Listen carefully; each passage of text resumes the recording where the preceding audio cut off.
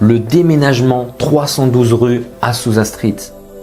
Seymour et les autres comprirent qu'ils allaient devoir trouver un bâtiment plus grand pour pouvoir regrouper toutes ces personnes, afin que le réveil puisse se poursuivre. À environ 3 km de là, se trouvait un vieux bâtiment en bois de 2 étages laissé à l'abandon. Il était situé rue Azusa, une petite rue sans issue dans une zone industrielle de la ville. Cette bâtisse avait d'abord servi d'église méthodiste, puis d'entrepôt et enfin d'écurie. Elle mesurait 12 mètres de large et 16 mètres de long et sa toiture était en bitume. Le toit plat et son revêtement étaient faits de barreaux de bois blanc. Seule la fenêtre de cintre en style gothique au-dessus de la porte d'entrée rappelait que ce bâtiment autrefois avait servi d'église. Ce bâtiment était tellement vétuste qu'il nécessitait beaucoup de réparations. Les portes et les fenêtres étaient cassées, il y avait des débris partout. Malgré son état de délabrement, il fut choisi comme l'abri de cette nouvelle mission. Des volontaires étaient venus pour aider pour la peinture, pour faire des bancs, ils avaient mis des planches. C'était juste incroyable comment la ville s'était mobilisée pour faire de ce bâtiment vétuste une petite église. Je me souviens, lors de mes lectures, je lisais que le pupitre avait été fait avec 2 boîtes à chaussures. Comment le Seigneur se glorifiait dans un endroit si vil, si méprisable. Le pupitre était placé au centre de la pièce, au rez-de-chaussée, autour duquel on agença de forme rectangulaire les bancs en bois. Quant au premier étage, il était divisé en plusieurs pièces et était destiné à 2 choses. La plus grande pièce servirait de chambre haute. On pourrait demeurer tout simplement pour recevoir le Saint-Esprit. Les gens venaient dans la pièce du haut pour tout simplement être baptisés du Saint-Esprit, attendre l'effusion de Dieu. Et les autres pièces servaient de chambre pour que les missionnaires puissent rester à temps plein dans le bâtiment. À l'extérieur, la rue était loin d'être bien entretenue. Lorsqu'il pleuvait, les gens devaient se frayer un chemin dans la boue pour aller à l'église. La manifestation de la puissance divine. Rappelez-vous, lorsqu'on disait que ce bâtiment était vétuste, de mauvaise qualité, les personnes avaient tellement envie de ce réveil, avaient tellement envie d'expérimenter du Seigneur que les gens, en très peu de jours, avaient permis qu'on puisse y accueillir un premier culte. Le premier culte eut lieu le 14 avril 1906, la veille du jour de Pâques. Dès le début, les cultes furent marqués par la présence de Dieu. Rappelez-vous, à l'époque, l'église la plus populaire était l'église méthodiste et l'église baptiste. Et c'est vrai que les personnes n'expérimentaient pas spécialement la puissance de Dieu, la présence de Dieu, des miracles, parler en langue. C'était tout nouveau ce qui se passait à ce moment-là. De nombreuses fois, le Seigneur déversait sa puissance lors des cultes. En 3 ans, des milliers, je ne parle pas de centaines, des milliers de personnes ont été guéries d'infirmités, des choses incroyables. Et le monde entier en a entendu parler. En seulement 3 jours de culte, les journaux ont écrit. Les gens eurent écho de ce déversement de l'esprit de plusieurs façons. Des journalistes furent envoyés par des journaux locaux pour enquêter sur la mission. Le premier article fut publié dans le Los Angeles Daily Times le 18 avril 1906 sous le titre « D'étranges bredouillements de langue ». Les journaux critiquaient en fait, mais en faisaient la promotion. Sur ces photos, vous pouvez voir le petit comité de la rue Azusa. William Seymour était le 3e en partant de la gauche. Jenny Moore, qui allait devenir sa future femme, elle, était la 3e en partant de gauche, en fait debout. La rédaction de leur premier journal. En septembre, la mission de la rue Azusa a décidé d'écrire un journal de tout ce qui se passait.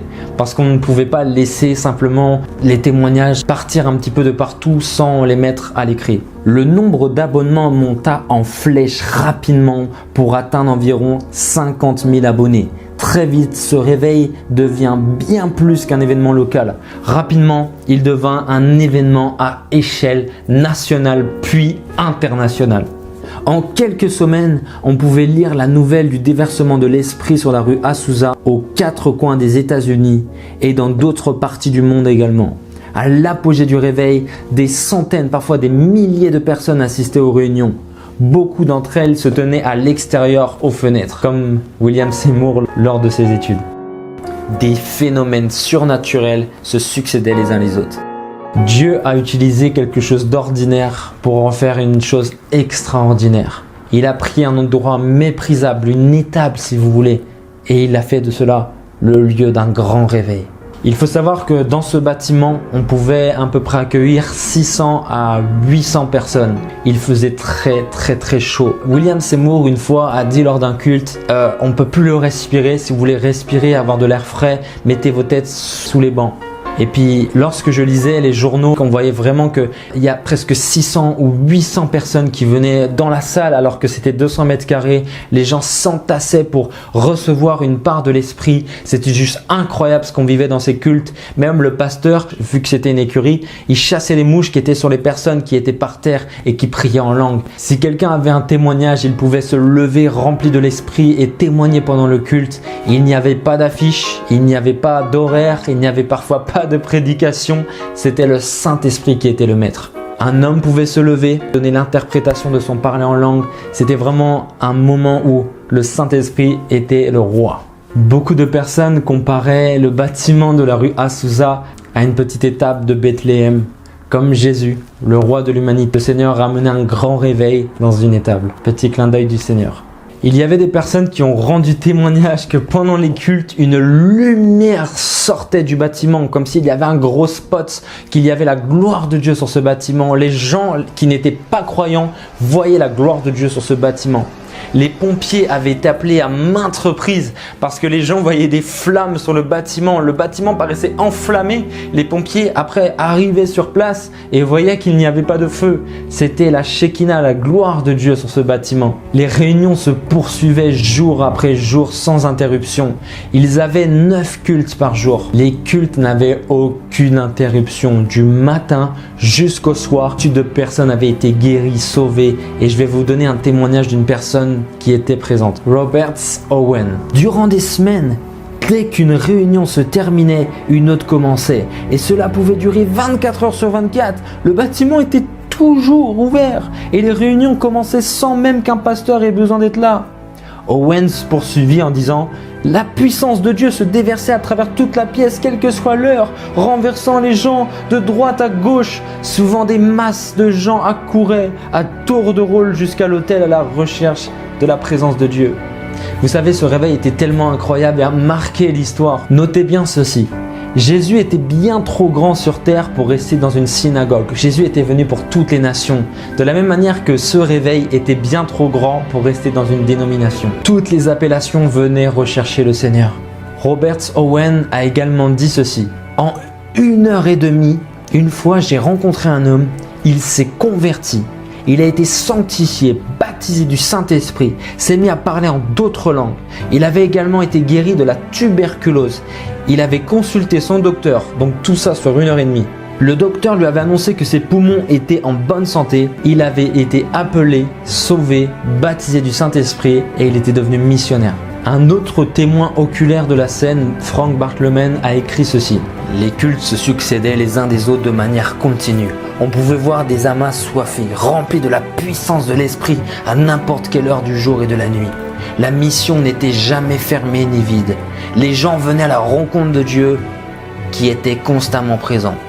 Une dizaine de personnes se tenaient toutes debout en même temps, prises de tremblement sous la puissance de Dieu.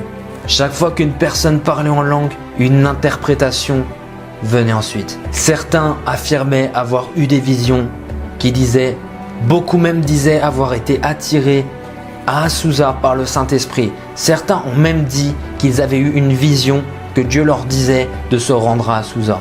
Ce réveil mélangeait les races pendant la période de ségrégation. Ce qui a marqué le réveil d'Azusa Street, ce n'est pas simplement les miracles, bien qu'on en reparlera encore après parce qu'il y en a tellement des témoignages.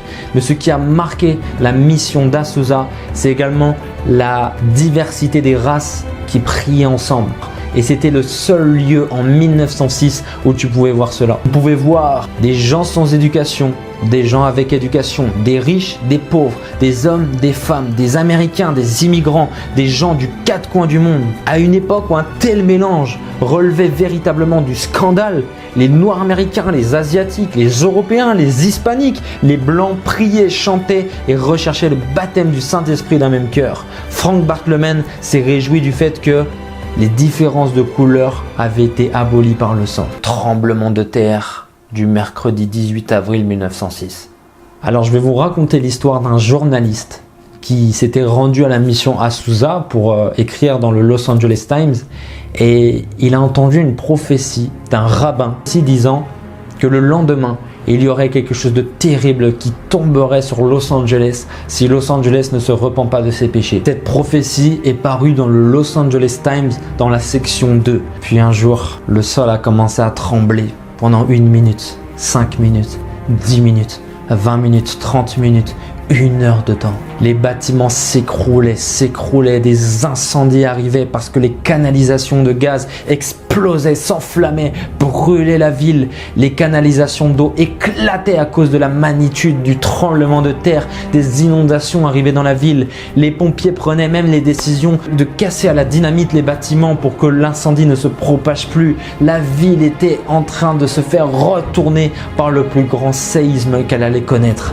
de son histoire. Plus de 300 000 personnes sont devenues SDF suite à ce tremblement de terre. Plus de 10 000 personnes sont mortes. Frank Bartleman a même écrit ceci. Lorsque je priais à 12 heures, je ressentais les tremblements de terre. Ce qui est beau, c'est que Frank Bartleman, qui était de cette mission, la veille avait distribué 10 000 tracts disant le dernier appel avant que tout cela arrive.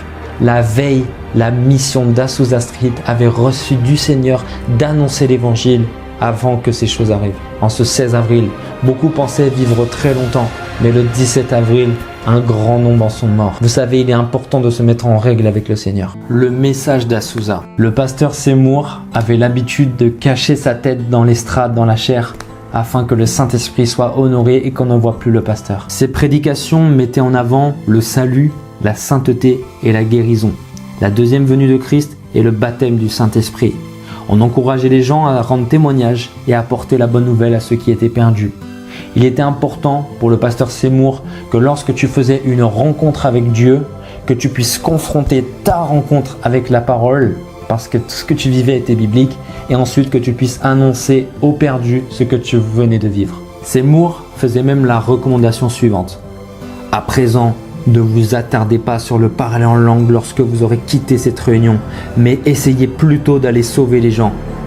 L'évangélisation était la base du message d'Azusa. Le pasteur Seymour disait « Lorsque tu es baptisé du Saint-Esprit et que tu parles en langue, c'est que tu as été équipé pour une mission. » Il associait systématiquement le baptême du Saint-Esprit à l'œuvre missionnaire. L'Église ne ferma pas 1 minute de 1906 à 1909 pendant 3 années consécutives. Il n'a fallu que 30 jours pour que toutes les nations viennent, toutes les races. Les miracles étaient là parce qu'il n'y avait plus de race. Des théologiens, même les juifs étaient présents. Le réveil d'Azusa a même dépassé le réveil du Pays de Galles, car en moins d'1 an, des missionnaires avaient quitté Azusa pour aller dans le monde entier. Ils prenaient des allées simples, ils partaient pour prêcher. Malheureusement, beaucoup sont morts de fièvre noire au Libéria. Mais des églises implantées grandissaient. Des choses tristes faisaient naître des choses merveilleuses. Une histoire surnaturelle. De nombreuses guérisons ont eu lieu dans la rue Azusa d'une jeune fille et qui avait été baptisée du Saint-Esprit. Le lendemain, elle se rendit au culte pour une réunion. Elle vit une femme qui était infirme depuis 32 ans. Guidée par le Saint-Esprit, cette jeune fille a été voir cette femme et elle lui a dit tout simplement « Jésus veut te guérir !» Dès qu'elle a prononcé ces mots, les orteils et les pieds de cette femme ont commencé à se remettre en place.